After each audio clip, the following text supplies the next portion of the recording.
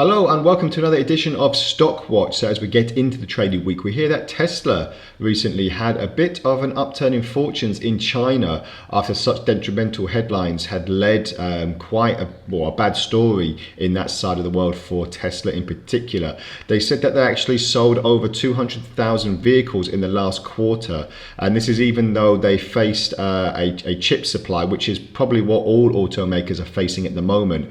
But more interestingly, Tesla has been publicly dodged in China at the moment over safety fears of some of their vehicles as well. So it has had a bit of bad press in China, but you know, with the company managing more than 200,000 sales alone in the last quarter in China, that's pretty good going. And you know, as I said, the entire auto industry has been struggling, not just Tesla, with this chip shortages, with Elon Musk actually stating that the chip shortage is a huge problem for Tesla alone.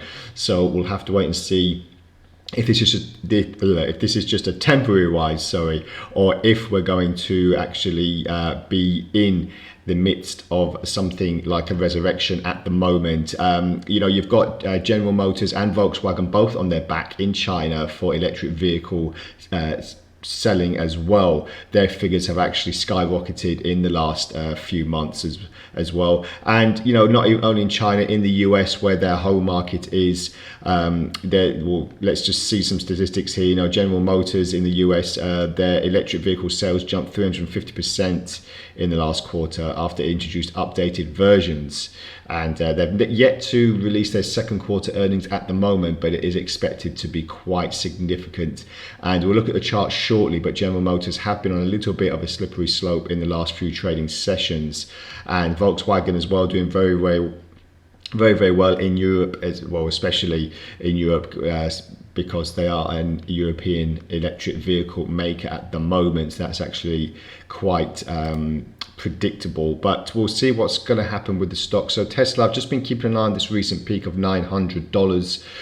We're above the Ichimoku cloud. This is a daily chart, by the way, which is quite significant as well. We are just moving a sideways pattern at the moment, but as you can see, the emphasis is on the upside. Just want to bring it down on a 4-hour chart to get a better look at what we're dealing with at the moment. Not too much in the way of divergences on the RSI, but as I said, we are trading above the Ichimoku cloud top borderline at the moment, so that's quite a significant move.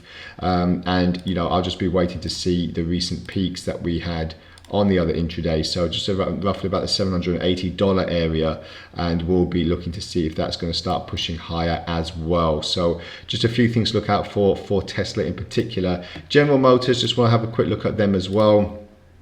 So as I said, they have had a little bit of a slippery slope in the last few trading sessions, going from the top end of $63 to just under $60, which is quite significant. It's only a $3 move, but it has actually, you know, with a market capitalization that General Motors does have, then you have to wonder if it's going to be quite significant in the long run.